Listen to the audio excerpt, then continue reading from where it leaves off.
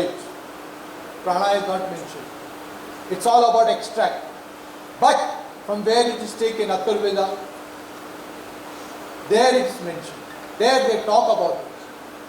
Today we have not seen, sorry to say, especially what is there in Chinese medicine, Tibetan medicine, Korean medicine, where they talk about healing through prana, healing through massage, or we have certain things, or healing through what you say, Reiki and pranic healing, which is something missing. Where it's gone? So we need to find out. Then the topic of transference, counter-transference. You must have heard about in Ayurveda, the yellow fever going into a cow or a hen, transferring. How this transference, counter-transference happen, where we are missing all these particular aspects about it. So we are going to talk about this prana, the life force which is existing in each one of us. You, me, we are all built in the same structure. We need to follow that same particular parameters which these guys are talking about. Next. This whole art is based on Indian martial art called Vajramushti. Many of you all may not know about. This is basically a Kshatriya skill which was predominant. Last I would point it to Mahabharata stage. After that, the Kshatriya skill set which was there, the decorum, the dignity, the chivalry, we started deteriorating. No doubt we have the Kshatriya caste, we have all these, but it deteriorated. Mahabharata was the peak, I would say, like where you had, like it's amazing. Yeah? I mean, I am being a born Western Catholic guy, could not understand any nut and bolts about all this stuff. Thanks to Dr. Krishnan Pishodari, who keep on translating, constantly texting him every now and then. Boss, what's the meaning of this? Boss, what's the meaning of samsthana? What's the meaning of samyama? Integration. What exact? So I keep on harassing him a lot. And he has been my, forerunner basically. So Vajramushti is basically a martial art of those particular period. But somewhere down the line, during the Indus Valley civilization, this whole art started disseminating throughout the country. Today what you see in Kalari, today what you see in Tamil Nadu, Silambam or Adimurai, today what you see in Punjab, Gatka, today what you see in Maharashtra, Talim or Tangta in Manipur, they are all one and the same. They are talking about the Vajramushti, the very essence about this martial art. Okay, and this art comes from that very essence called prana. Next, sir. Now, as I told you, India is not a very good historian. You see, during the Vedic period, the Kshatriya was very, very predominant. Then, after that, the rise of Jainism and Buddhism came in, the spiritual warriors started coming in. When the spiritual warriors started coming in, many of the facets about all these warring art techniques were still maintained in the techniques of Jainism and Buddhism. So they maintained that particular lifestyle, they maintained that particular training, and that's how it flourished. And if you see, this whole art has gone from India to Tibet to China. Maybe in the next slide you'll come to know. But then after that we had something called the Golden Era, the Chandragupta Maurya, the Samudragupta Maurya, where everything started happening.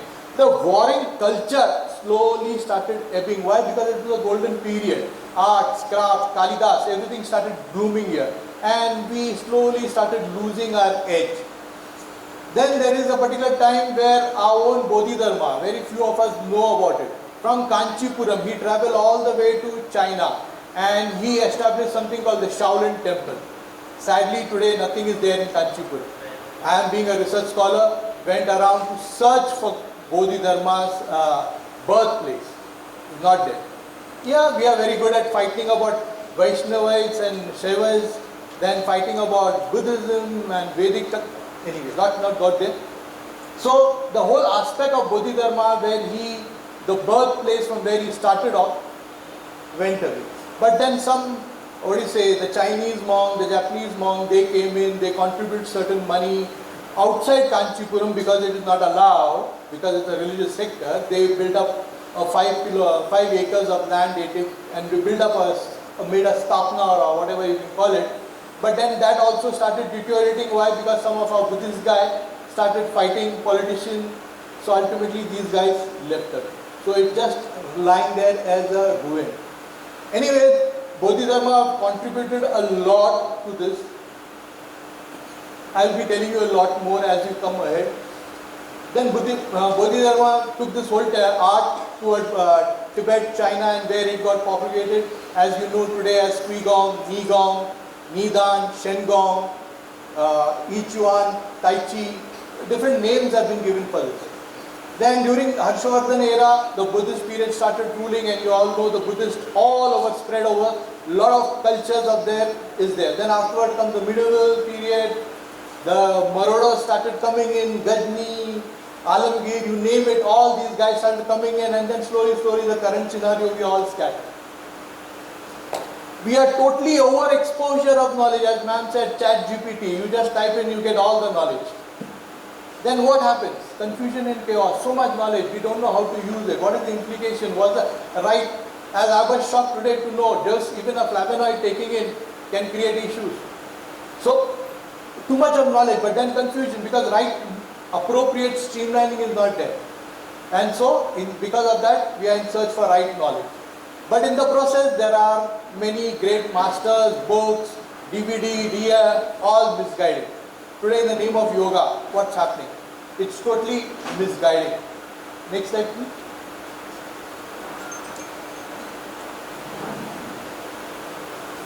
As I told you, these Kshatriya warriors, they had a code of ethics. It's amazing, from morning to evening they were fighting. They could not say, hey boss, wait here, time please, my hands are hurting. He could not, because he has to keep on cutting, hacking, chopping, killing. Because from anywhere the arrow can come, anywhere the spear can come. I mean, amazing characteristic. From where did they have that strength? Today I try to replicate, not possible. Why it is not possible? That made me started.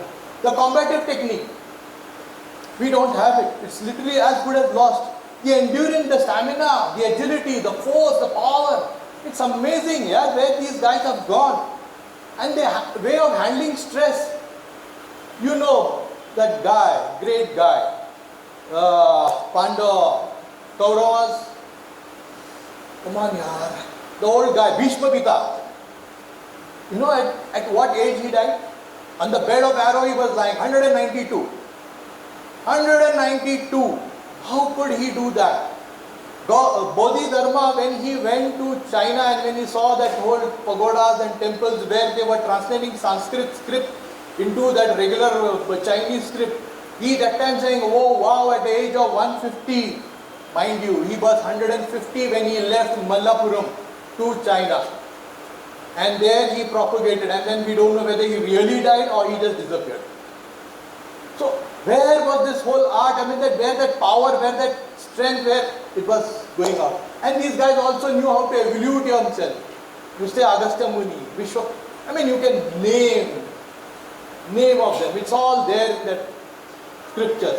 So this whole art has gone from India to Tibet to China to Burma to, I mean, you name it today. And the bulk of that art is still there in Cambodia, in Vietnam, in Thailand, in lots of these pockets. Today in China also it is losing, it is not there. So it's all sparing off. So again, the whole art of this pranayama, what you know as about the whole art of breathing, goes back to ancient Indian physical culture, that as I explained to you, Vajramushti. This whole art has been derived from Kashmiri Saivism. Now Kashmiri Saivism today, it has a lot of different parts, which we have totally lost. But today only 3 parts are very, very popular. Trika tradition, the Kaula tradition, and the Vajrayana tradition. The Vajrayana was totally pushed into Buddhism. So the technique went with them, and we never ever had it. Then it was adapted and changed, and again they put their own rubber stamp, made in China, made in Tibet. So they started putting it there, old stuff, and they started promoting it. We lost most of it. Next slide. You have country, Indian, Tibet and Chinese. If I talk about the culture, Hinduism, Tibet has born, that is the animalistic, then after Buddhism came in, and China, Taoism, Confucianism and Buddhism also was there. The philosophy, India talk about evolving, going into the next plane of existence. The Tibetans say, no mind. When you have no mind, then only you will evolve. They are talking the same thing. Chinese, talking about harmony, balancing of yin and yang. When it is balanced, you will have no mind. When you have no mind, you will evolve. So they are talking about the same stuff, but in a different flavors. Then medicine. We have ayurveda. The Tibetan has Tantra, as I told you, being a born religion, animalistic, so they picked up Tantra, then there's Sao Rigpa, and you have TCM, traditional Chinese medicine, and something called the medical Qigong, which is now becoming more popular since the 1980s. Medical Qigong is basically something pertaining to prana stuff. It was only taught to emperors and to all the yellow coat official people, and now slowly it's coming out into the modern world. Same way we had also something which we know in the mystic world, that is the Siddha people, the Nath sects, the Naga Babas, but then it is not. It's bad. Touch me not, it's become like for us. So we try to keep away from it. Then if you talk about the energy, we talk as prana. The Tibetans say as salang, and Chinese depend upon the dialect. If it is a Mandarin, it is ki, and it is a Cantonese, it is chi. The energy flow, we talk as nadi, they talk as sa, sasang, sasa, and jinglu they call it, or the meridian and channel we know.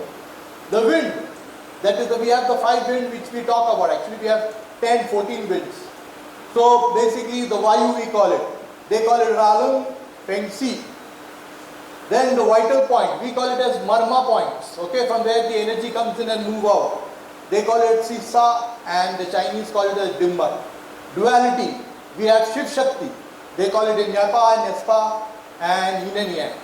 Then you have, it can go on and on and on. The list can go on.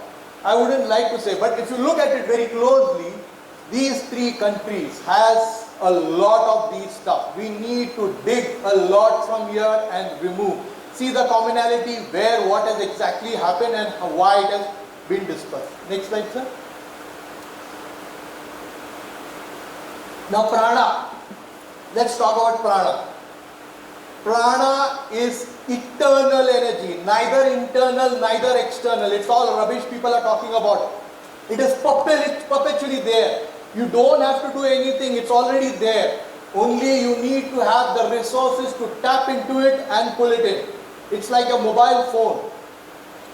An iPhone has a different charger, a Samsung has a different charger, so each phone has a different charger. Now based on the charger, then you put it into the socket. Now when you put into the socket, you put into a regular tube light or a socket 250 amperes, you will get it. If you put in an AC or a refrigerator, the same with prana stuff is there. It's already there. You don't have to do anything, only you need to download it, you need to put it into your system. As Manduka Upanishad is saying, it's already here. You don't have to do anything. Then it exists inside as well as outside. So both the sides exist. Only you need to hold into it. Now let's see what exactly this word prana. Pra means constant and na means movement. It is constant movement. So in short, it's talking, it is perpetual movement. Prana creates movement, manipulation, pressure, volume, force, power. You will be shocked the way this word prana can create. Now many of you are from medical practitioners. Let's try it out, whether I am talking sense or nonsense. Let's hold our pulse. Please hold pulse. I hope all of you know how to hold your pulse. Yeah? Very good. Now can you feel your pulse? Something is happening there. And okay, now as you are feeling it, I would like to, if possible, close your eyes. Feel your head is red, your skull is red, your t-shirt is red, your trouser is red, your pant is red, the stage is red, I am red, everything. See your pulse. Now watch, it's white. The stage is white, I am white, the clothes is white, the trouser is white. Keep on playing, red, white, red, white, red, white. You will find the difference. Can you feel the difference? Difference in what sense? Difference, when you say red, the pulse races like a wild horse. When you say white and you start feeling white everywhere, the pulse starts dropping. That is why our master said, Maun Vrat, don't talk. Don't think ill of others. Forget thinking ill of XYZ. That illness will create you. The thought of yours will kill you. So that is, so a simple color changes the whole inside of your this.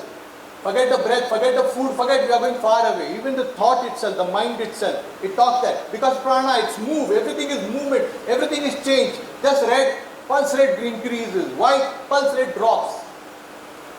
It can be manipulated through air, that is the breathing which we do, chants, movements, mental state, both on conscious and subconscious level.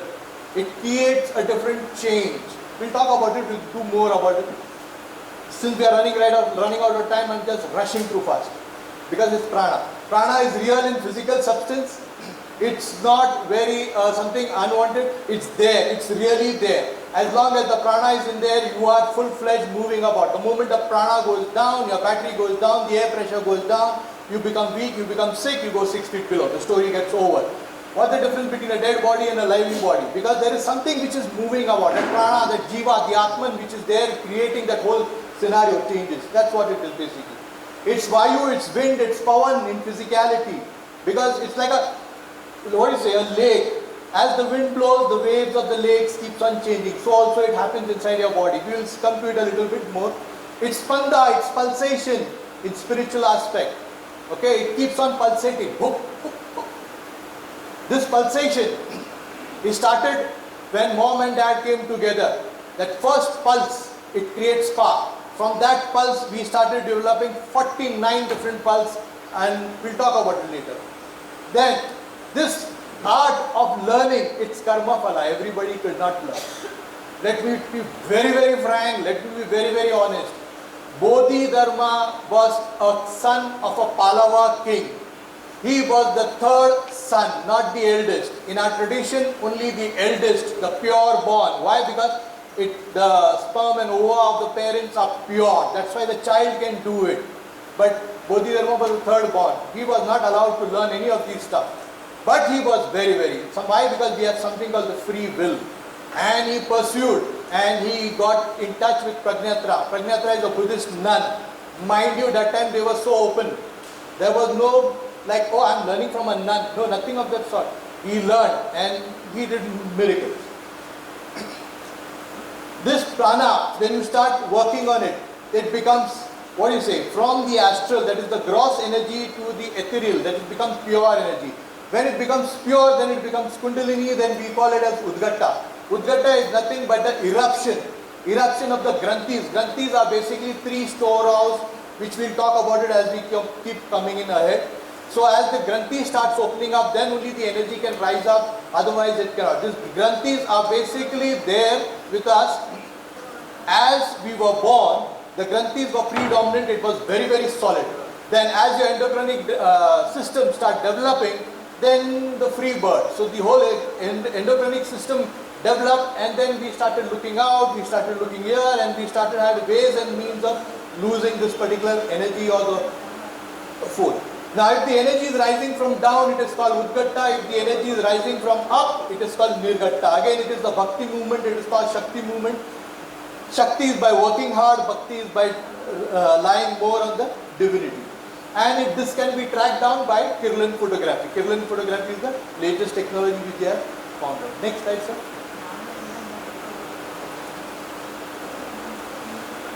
Location and position. There are 72,000 nadis. So it's very, very difficult how to go about. Okay, this energy travels through Kundalini Marg, the central line, the core line. Panchakosha, there are 5 sheets of us within ourselves. The chakras, there are 7 chakras, actually there are in some 10, there are some 12 different chakras. Then the 12 chakra gates. The center line is the Kundalini Marg, outside, behind, front and back is the chakra gate from where energy tends to come in. The 6th pranic gate, so these are the 6 pranic gate, the peri and the legs, from where the prana comes in, goes out. And the marma point. Though we have said at 365, there are more than 3,000, 85,000 points. Then it consists of your vital breath, the breath which you take, the fluid which you drink, the blood essence which is moving around, your sensation, your emotion, your mind. This is all prana. It courses to the body in channel like shrotas, pranava, anava, these are all basically system. Okay? Micro movements which are further subdivided into small energetic parts, pranavayu, apanavayu, samanavayu, vyanavayu, uda, and so on. It awakens, it moves in pulses through 14 nadis. Alangusha, Kuha, Vishwadha, Saraswati, mind my Sanskrit, I'm not that great. Plus the 7 chakra nadis and the 3 major nadi, Ida, Pingla and Shushmana.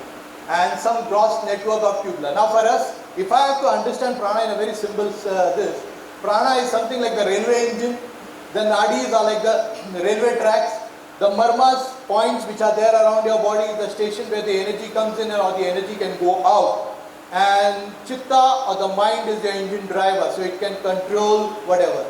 The activity you do is basically the amount of, like a signal, red, orange, yellow, whether you want to pull in the energy, how much you want to pull in, what dosage you want to pull in, it's all based on the activity. The very activity of the sitting down, the very activity of listening to me, the very activity of the breathing which is happening, it's all pulling prana.